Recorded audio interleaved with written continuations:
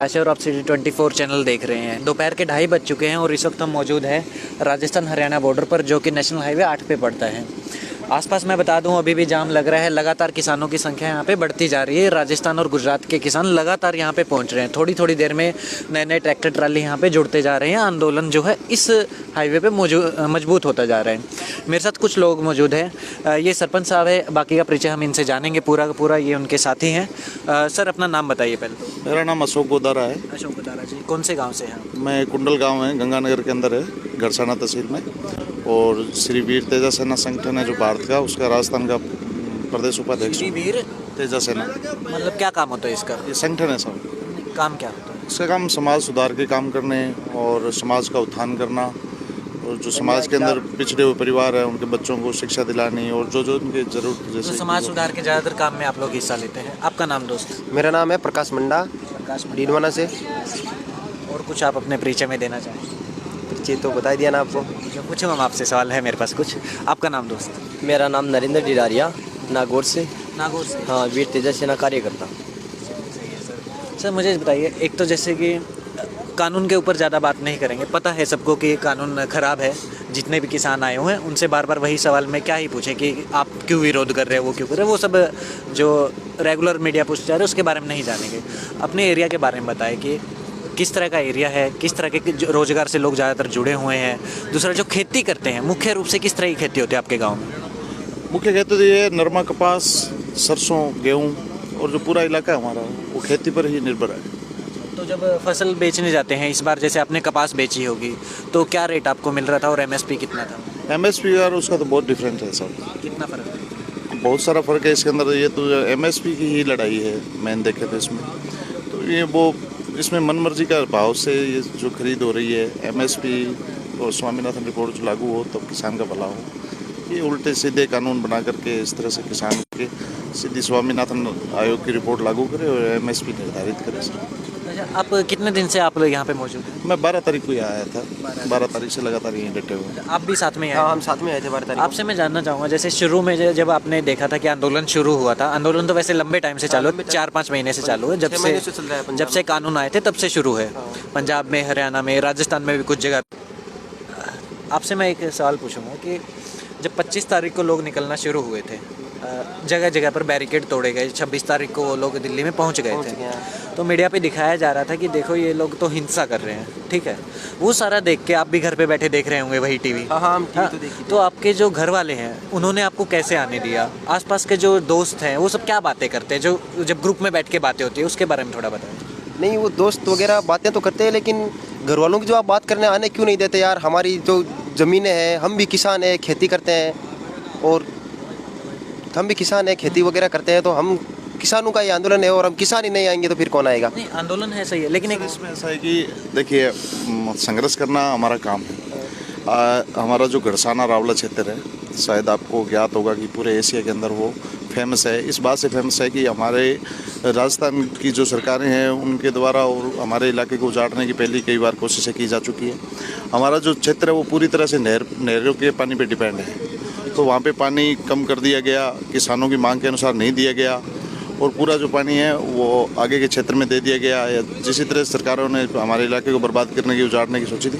2004 में एक बहुत ही बड़ा आंदोलन हुआ था वहाँ पे, किसान आंदोलन, जो पूरा एशिया के अंदर फेमस हुआ था। 7 जवान हमारे शहीद हुए थे, किसान के बेटे। जो आंदोलन था वो पूरा पानी को लेकर के था, और 7 जो किसान के बेटे थे वो उसमें वसुंधरा की सरकार थी, और उस समय गोलियों का शिकार हुए थे। और तब से मतलब काफ़ी बड़ा वो आंदोलन हुआ था, और वो जंग हमने जीती थी, और झुके नहीं, हमने सरकार को झुकाया था, और पूरा इलाके की जो फसल है वो वापस पहले की तरह लहलाई थी। और अभी भी जब संघर्ष की बात आती है तो हमें तो घर वाले, जैसे मेरे छोटे छोटे बच्चे हैं 2, जब से ये आंदोलन चला है तो वो खुद ही मतलब करते नहीं है कि पापा आप कब जाओगे, और जाओगे तो जीत के आना है। ऐसा हौसला हमें घर से मिलता है, क्योंकि हम हमारे संघर्षों को अंदर ही जीवन बीत रहा है, आते जाते हैं। अभी घर पे मेरे सिर्फ 2 बच्चे और एक मेरी बीवी है, तो अभी जब बात होती है हमारे दिन में तो वही कहते हैं कि जंग जीत के आना है आपको। सुन के अच्छा लग रहा है। और सर हम लोग है ना अभी एक तैयारी कर रहे हैं, अगर हम एक्सेस कर पाए तो ज़्यादातर लोग जो आंदोलन में आए हुए हैं उनके घर परिवार में कैसी हालत है, जो उनकी पत्नी है, कुछ तो है कि साथ में ही आए हुए हैं, बच्चे साथ में आए हुए हैं, लेकिन जो घर पे है वो क्या सोच रहे हैं, किस तरीके से उनको खबरें पहुँच रही है, बातचीत कितने दिनों में होती है, हम कोशिश करेंगे इस तरह का भी जो शो है आप लोगों के लिए लेके आए जो आंदोलन में लगे हुए हैं उनके घर वालों से बातचीत करें। दोस्त अपने बारे में बताइए, नाम एक बार फिर से बता दीजिए। मेरा नाम नरेंद्र है भाई, नरेंद्र डिडारिया, लाडनू पंचायत से, नागौर क्या जिले करते से। हैं आप? मैं पढ़ाई करता हूँ, BA सेकेंड ईयर हूँ। BA second year. तो अभी जो चल रहा है जैसे कोविड के नाम पे क्लासेस लेट हो रही है, उससे पढ़ाई का कितना नुकसान हो रहा है आपका? इससे देखो वैसे तो पूरा डिस्टर्बेंस ही है स्टूडेंट के लिए, क्योंकि बच्चे सही तरीके से स्कूल जा नहीं पाते हैं, क्लासें लग नहीं पाती है, तो कम्प्लीटली डिस्टर्बेंस है ये स्टूडेंट के लिए। तो इस बार पेपर हो रहे हैं? पेपर अभी तो मेरे नहीं हुए, इस छोटे स्टूडेंट के तो कैसे होंगे जो स्कूलिंग कर रहे हैं, हमारे कॉलेज के भी नहीं हुए। नहीं, बिल्कुल नहीं हुए। तो हमारे हरियाणा में क्या ऐसा डाउट में रखा हुआ है कि पेपर होंगे कि नहीं होंगे? नहीं, हमारी सरकार ने क्लियर कर दिया है कि 1 से जो 12th तक स्टूडेंट है उन सभी के एग्जाम होंगे। हाँ, एक क्लियर कर दिया राजस्थान सरकार ने, सभी के एग्जाम होंगे। और जो हमारा कोर्स है वो 60% कोर्स ऑनलाइन हो चुका है राजस्थान के अंदर, ये सरकार का मानना है अभी। लेकिन ऑनलाइन में भी ये दिक्कत आती है कि जो गाँव गरीब बच्चे उनके पास मतलब स्मार्टफोन नहीं होता है, वो कहाँ से ऑनलाइन क्लास लेते हैं, इसलिए थोड़ी प्रॉब्लम फोन हो तो भी नेट इतना मजबूत नहीं चलता, जैसे अपना ही देख लो थोड़ी देर में रुक जाता है। फिर इसलिए परेशानियाँ तो बच्चों को भुगतनी पड़ रही है। और फिर 40% कोर्स भी तो कम कर दिया है इसमें, लेकिन एग्जाम का क्लियर कर दिया कि एग्जाम सभी के होंगे। सर जैसे कि आपके पास आऊँगा फिर से, और आपसे मैं ज़्यादा बात कर रहा हूँ क्योंकि आपकी उम्र अच्छी खासी है और आपने आंदोलन पहले देखा है, 2004 का आंदोलन भी आपने देखा था। वो जो आंदोलन आपने देखा था और अभी जो आंदोलन हो रहा है, फ़र्क कितना आप देख पा रहे हैं इसमें? फ़र्क इसमें यही है कि जो आंदोलन है, जैसे मेरी कोई ज़्यादा उम्र तो नहीं है, लेकिन मेरी ज़िंदगी का इतना शांतिपूर्ण तरीके से, जैसे इसमें कई जो लोग इसको आंदोलन तोड़ने की कोशिश कर रहे हैं, कई खालिस्तानी बता रहे हैं, कई आतंकवादी बता रहे हैं, लेकिन टिकरी बॉर्डर पे भी मैं गया था और शुरू से अभी यहाँ है, तो ऐसा महसूस नहीं होता है कि ये उग्र आंदोलन है या हिंसात्मक लोग हैं इसके अंदर। अब जब से हम आए हैं शांति से, जब से हमारे जो इसके मुखिया हैं आंदोलन को जो चला रहे हैं, जिनके निर्देश है कि जहाँ रोके वहाँ बैठो, तो वहाँ शांति से बैठे हैं। ऐसा लग रहा है कि जैसे हम घर में बैठे हैं, कोई ऐसा कोई है नहीं है शोर शराबा या तनाव का माहौल पैदा करना, ऐसा नहीं है। शांति से, मतलब ये पहली बार मैं ये जंग देख रहा हूँ जो शांति से जीतने वाली जंग मुझे प्रतीत हो रही है। अच्छा, जैसे कि आप सरपंच भी हैं, तो अभी थोड़े टाइम में सरपंच का इलेक्शन होने वाला है, शायद आपके यहाँ पे भी हो गया हमारा। आपके यहाँ पे हो चुका है, तो आप अभी जीते हुए हैं सरपंच? नहीं, मैं इससे पहले वाली योजना में, पीछे वाले प्लान में थे। तो अभी फिर माहौल कैसा है? दूसरा ठीक है, तो वो तो सवाल आपसे बनता नहीं है जो मैं पूछना चाहता हूँ। मतलब मेरा ये था कि ग्रांट को लेके कि कहीं जैसे आप आंदोलन में हैं, सरकार के खिलाफ वो चीज़ होती है। ग्रांट तो चाहे मैं हूँ या नहीं, लेकिन नॉलेज तो मेरे को रहता है। ग्रांट तो सब जो है कोविड-19 की भेंट चढ़ा दी गई है। अच्छा, अभी क्या है कि ग्रांट है तो हाँ बिल्कुल बिल्कुल, वो जो भी पैसा आ रहा है वो कोविड-19 के नाम पे आ रहा है, और विकास के लिए जो ग्रांटें आती थी वो सब 2 साल के लिए। कोविड-19 के नाम पे तो आ रहा है, लेकिन वो लगाया कहाँ जा रहा है? क्योंकि देख रहे हैं हम, ऐसा तो है नहीं कि हर किसी को भी रास्ते चलते वो लोग टेस्ट कर रहे हैं, टेस्टिंग पे पैसा खर्चा नहीं हो रहा है। देखिए, जिस देश के अंदर एक महामारी घोषित की है कोविड को, और आप जानते हैं कि महामारी जब घोषित होती है तो क्या होता है, यहाँ की सरकारें मास्क तक तो फ्री दे नहीं पाई, सैनिटाइजर हो, तो क्या उम्मीद करेंगे कोविड-19 पे कितना क्या हो रहा है, खर्च कैसे हो रहा है, हमारी तो समझ से परे है। आप कुछ कह रहे थे? मैं तो ये सरपंचों का ही बता रहा था कि सरपंच हमारे जो इलेक्शन हुए अभी ज़्यादा दिन नहीं हुए, ये सर इलेक्शन हुए 4-5 महीने हुए अभी, तो जो सरपंचों का गांव का विकास है वो भी ये कोविड-19 के उन्होंने बोला ना कि भेंट चढ़ गया। दोस्त, जैसे आप दोनों कॉलेज में पढ़ते हैं, आप भी कॉलेज में पढ़ते हैं, तो आपके जो दोस्त है कुछ एक ऐसे भी होंगे जो ये बोल रहे होंगे कि किसान तो जो है बेवकूफ़ है, उनको समझ नहीं आ रहा है बिल, ऐसे दोस्त है आपके? कोई बोल रहे हैं अभी, वो कोई भी जवाब दे सकता है? हाँ, दोस्त बोल रहे हैं, कुछ ऐसे हैं जी, कई तो अच्छे लोग बोलते हैं, अच्छे लोग, लेकिन मैं उनको कहता हूँ कि आपके पास कोई भी ऐसा आदमी है जो मेरे सामने बैठकर इस बिल पे चर्चा कर सके, चाहे वो स्वयं प्रधानमंत्री मोदी जी क्यों ना हो, वो मेरे क्वेश्चनों का जवाब देते, मैं उनसे इस बिल पे बात करने के लिए तैयार हूँ। मुझे भली बातें बिल समझ में आया हुआ है और हम समझा रहे हैं, अब तो सबको जाग चुके हैं। अभी हमने इसका क्या है कि इस बिल को सरल भाषा के अंदर ट्रांसलेशन करके अभी 1-2 दिन में हम यहाँ पे सबको वो उसे छपवाने के लिए दिए हुए हैं, तो सरल भाषा उसकी बना करके 1-2 दिन में लिटरेचर पहुँच जाएगा, फिर हर आदमी समझ में आ जाएगा। वैसे भी समझ में आ ही रहा है, क्योंकि आज तक जो भी चीज़ कॉन्ट्रैक्ट बेस पे गई है उसमें बचा क्या है। नहीं, वो जिनको समझ नहीं आ रहा वो इस तरीके से अड़े हुए कि मोदी जी ने किया है तो ठीक ही किया होगा। आप मेरे से एक बात बताइए, जिस चीज़ की स्टॉक सीमा खत्म कर दी गई है, तो इस अपने देश के अंदर तो ऐसे मतलब बैठे हैं कि जो पूरे देश का सोना खरीद सकते हैं। एक ही आदमी पूरे देश का सोना खरीद सकता है, ऐसे ऐसे आदमी बैठे हैं। तो जब स्टॉक सीमा इसमें लिमिट नहीं रखी गई है तो पूरे देश की अगर एक अंबानी या अडानी वो खरीद लेगा तो फिर वो बेचने के भाव किसके होंगे? भ्रष्टाचार, काला बाजारी साफ दिख रही है कि किसी भी चीज़ की जो भी सामान है उसकी स्टॉक सीमा ख़त्म करना मतलब काला बाजारी करना। मैं एक बार बिलों पे आप डिटेल में बताइए, तो इस तरीके से बताइएगा कि समझ में आए। अपनी बात पूरी कीजिए, आप कुछ कह रहे थे बीच में। नहीं, मैं तो जो आप बोल रहे थे ना कि कुछ लोगों को नहीं समझ में आ रहे, उन्हीं लोगों को नहीं समझ में आ रहा है जो मोदी की अंधभक्ति में है, जो अंधभक्त बने बैठे हैं, जो मोदी के अंधभक्त हैं, अंधभक्तों को नहीं समझ में आ रहा है। बाकी लोगों को तो सभी को समझ में आ रहा है ये बिलों का क्या क्या नुकसान है, किसानों के क्या क्या फ़ायदे हैं, सभी को समझ में आ रहा है। जो अन्न नहीं खाते हैं उनके मुझे पता नहीं समझ में आ रहा है नहीं यार। जो अन्न खाता है व्यक्ति, उस व्यक्ति के तो समझ में आ रहा है कि किसानों के जायज़ है या ना सही है। हाँ, तो फिर अब अन्न खाते हैं फिर भी किसानों के बारे में खलिस्तानी बोलते हैं, कुछ बोलते हैं। अच्छा, कैसा लगता है? जैसे आप अभी किसान आंदोलन में आए हैं, आप स्टूडेंट भी हैं, खेती बाड़ी भी करते होंगे, जितना भी थोड़ा मोटा हर कोई करता ही है थोड़ी बहुत तो जब कहा जाता है कि ये तो आतंकवादी है, पहले आतंकवादी कहा गया, फिर खालिस्तानी कहा गया, उसके बाद अभी 2 दिन पहले पीयूष गोयल जी बोल देते हैं कि ये तो माओवादी आ गए इसके अंदर, क्योंकि लाल झंडे देखते हैं तो उनको लगता है कि सब माओवाद है, नक्सली आ गए हैं। तो कैसा मतलब महसूस कैसा होता है?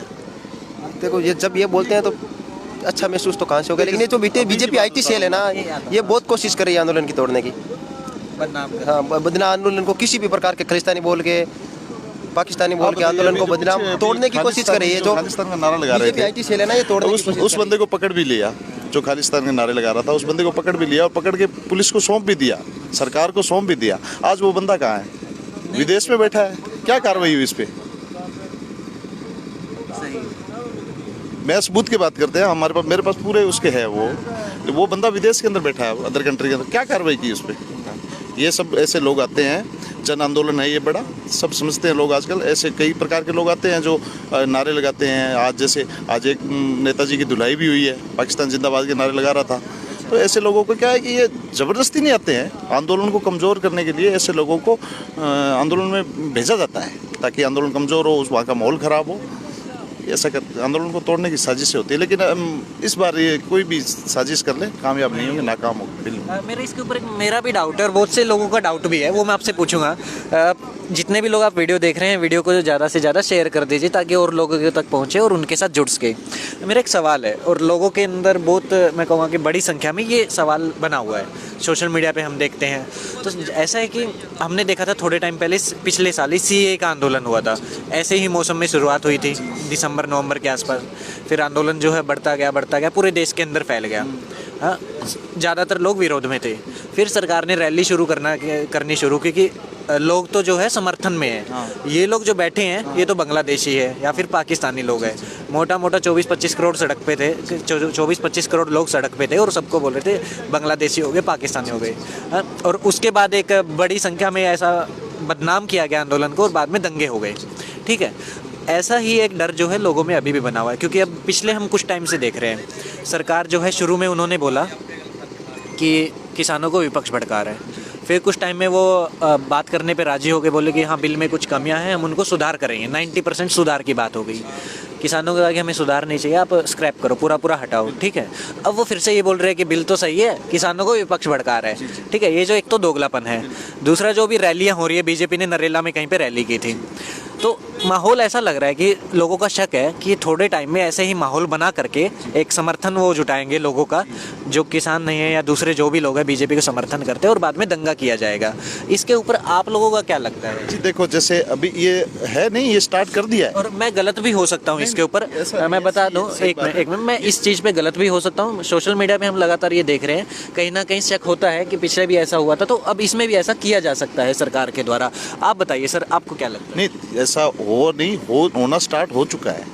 मतलब ऐसे संगठन जिनका हमने तो कभी कहीं नाम नहीं सुना, वो संगठन किसानों के संगठन बन करके वो पक्ष लेने लगे हैं बिल की कि हमें मंजूर है, स्वीकार है। एक मैंने थोड़ी देर पहले पोस्ट देखा था, बंदे ने कमेंट किया था 621 रजिस्टर संगठन है, जिसमें से 586 या 526 सरकार के साथ है, ऐसा लिखा हुआ था। मैं सही है भाई? है ऐसा है। तो मतलब ये क्या है कि ये तो मनसूबों पर इनके मतलब ये कामयाब नहीं होंगे अपने। ऐसा सबसे, आप एक बात सुनिए, मैं 650 किलोमीटर से दूर से हम आए हैं, ट्रैक्टर ट्रॉली पे आए हैं, 6 महीनों का राशन लेके आए हैं, ये कड़ाके की ठंड पड़ी है, अब बताओ कि इस काम का सबको होता है, और छोटे छोटे बच्चे भी हैं, औरतें भी हैं, किसान हैं, वो मजबूर हैं, उन्हें भली बात समझ में आ गया है कि हम बर्बाद उजड़ने जा रहे हैं, तब आए हैं वो सड़कों पे बैठे हैं। आज इतने दिन से कितना समय हो गया इस आंदोलन को चलते हुए। ये कोई बनावटी बातें या कोई ये राजनीति की रोटियां सेकने वाला या किसी वो जगह नहीं है ये। और जो राजनीति रोटियां सेकने के लिए पहली बात मंचों पर आने ही नहीं दिया जाता है, तो ये धीरे धीरे क्या है कि आप देखते जाओ कारवां जुड़ता जाएगा। अभी हमारे पीछे से कम 15 से 20 हज़ार लोग रास्ते के अंदर हैं, जो आज रात को और कल तक पहुंच जाएंगे यहाँ पे। अच्छा, इससे पीछे भी कहीं पे रोका गया क्या, कोटपुतली वगैरह कोई जगह पे? नहीं, एक दो जगह, एक आध जगह जैसे रोकने की कोशिश की गई थी, लेकिन फिर नहीं रोका उन्होंने, नहीं रोक रहे हैं अभी जो आ रहे हैं। हाँ, हरियाणा का जहाँ से हरियाणा का कोई रास्ता रखता है तो यहाँ पे ये हरियाणा सरकार उसको रोक रही है। जबकि ये भी एक दुर्भाग्यपूर्ण बात है कि जब देश का किसान प्रधानमंत्री से बात करने के लिए दिल्ली राजधानी की ओर जाना चाहता है, तो एक राज्य की सरकार बाधा उत्पन्न करती है और उसे रास्ते में रोकती है कि हम आपको दिल्ली नहीं जाने देंगे। इससे बड़ा दुर्भाग्य और क्या हो सकता है। आज रास्ता किसान ने कोई भी नुकसान नहीं किया। किसान ने बैरिकेड्स किसने लगाए? पुलिस ने लगाए, किसान ने नहीं लगाए। सड़कें किसने तोड़ी है? हरियाणा सरकार ने तोड़ी है, किसानों ने नहीं तोड़ी। किसानों ने इतना सा भी नुकसान नहीं किया है। जहाँ उनको रोका गया वहाँ रुक भी रहे हैं। हमें यहाँ रोका, हम रुक गए। बैरिकेड्स हमने नहीं लगाए हैं, ये सरकार ने लगाए हैं। लेकिन ये पहली बात, ये बड़ी दुर्भाग्य की बात है कि जब किसान राजधानी जा रहा है और राज्य की सरकार हर धार्मिकता अपना करके उन्हें रोक रही है। लेकिन अब दिल्ली लोग कूच कर गए हैं, पंजाब और हरियाणा के। तो अगर अभी भी इनके ये है कि हमने 2 बार मुंह की खा ली है और अभी हम राजस्थान वालों को रोक लेंगे, तो वो उनकी गलतफहमी है। अभी हाँ, अभी असली हमारे जो योद्धा है वो तो आ रहे हैं, पहुंचेंगे, रास्ता तो जाम करेंगे। हम एक इशारे का इंतजार कर रहे हैं। जिस दिन हमारे जो यहाँ पे मुख्य नेता बैठे हैं उन्होंने एक इशारा कर दिया, 15 मिनट नहीं लगे हैं ये बैरिकेड उठाने। सारा जाब्ता हमारे पास है, जितना जाब्ता उनके पास है उसी पैसा हमारे पास है। बैरिकेड तो हम समझ रहे हैं 20 मिनट 15 मिनट का काम है, हमने पहले बहुत से बैरिकेड टूटते हुए देखे। और कुछ आप अपनी तरफ से कोई कहना चाहते हैं? बात है तो वाटर कैनन के जो योद्धा है जो ये बैठे हैं यहाँ पे, जितने भी युवा है, हम सुबह 6 बजे यहाँ पे पूरी धुंध होती है, कड़ाके की सर्दी होती है, और वहाँ पे पाइप चला करके ठंडा पानी आगे वाटर कैनन का सामना करने की प्रैक्टिस करते हैं, ताकि वो हमारे लिए कोई ज़्यादा वो डिफिकल्ट वर्क न बने। और वैसे हम ये झेल चुके हैं ये वाटर कैनन तो मेरा खुद का ऊपर चढ़ के बंद किया हुआ है। जब हमारे वहाँ आंदोलन हुआ था, वो ये आंसू गैस इन चीज़ें हमारे पर असर नहीं करने वाली है। 3 साल तक सबसे बड़ा आंदोलन था घड़साना का आंदोलन, जो लगातार 3 साल तक चला था। और 3 साल बाद में राजस्थान की वसुंधरा गहलोत सरकार को झुकना पड़ा था। सबसे लंबा आंदोलन वही चला था घड़साना वाला, जो पूरे एशिया में अभी चर्चित था। हमारे वहाँ शुरू है। अभी वो सेम परिस्थितियाँ सरकार वहाँ पैदा करना चाहती है, गहलोत सरकार। अभी भी धीरे धीरे वही पानी को लेकर फिर से दिक्कतें हो रही है। लेकिन ये जो पूरे देश का मसला था, इसलिए क्या है कि किसानों का पहले ये खेती बचाना जरूरी है। और वहाँ भी ज़रूरत पड़ेगी। हमें पता है कि वो हमेशा जो वसुंधरा की सरकार हो चाहे गहलोत की सरकार हो, दोनों मिले जुली का खेल इनका चल रहा है कि दोनों एक दूसरे से मिले जुले हैं कि 5 साल तुम और 5 साल मैं। ये भी परिवर्तन अब की बार हो जाएगा। क्या लगता है, मतलब ऑप्शन क्या हो फिर? लगा लीजिए 2 मुख्य पार्टी है। कई बार ये कहा जाता है कि कांग्रेस या बीजेपी, नहीं तो फिर कौन है? एक ये भी कहा जाता है। मेरा निजी मानना है, मेरा एक निजी विचार है, मैं किसी को नहीं दूं, मेरा पर्सनल विचार है कि जिस स्टेट में तीसरा फ्रंट होगा उसी स्टेट का विकास होगा। जैसे आप दिल्ली को देख लो, केरल को देख लो, किसी भी स्टेट को ले लो, जब तक जिस स्टेट के अंदर तीसरा फ्रंट नहीं आएगा तब तक उस स्टेट का कोई विकास नहीं होगा। क्योंकि वो 5 साल बीजेपी, 5 साल कांग्रेस, 5 साल बीजेपी, 5 साल कांग्रेस, वे खेल चलता रहेगा जैसे राजस्थान में चल रहा है। तो तीसरा ऑप्शन होगा तो ये होगा कि काम तो करना पड़ेगा, वरना भाई जैसे पहली वाली सरकार गई अब तुम भी जाओगे। नहीं, अब की बार दोनों सरकारों के बोरिया बिस्तर बांध दिए जाएंगे। राजस्थान से थर्ड फ्रंट ही आएगा।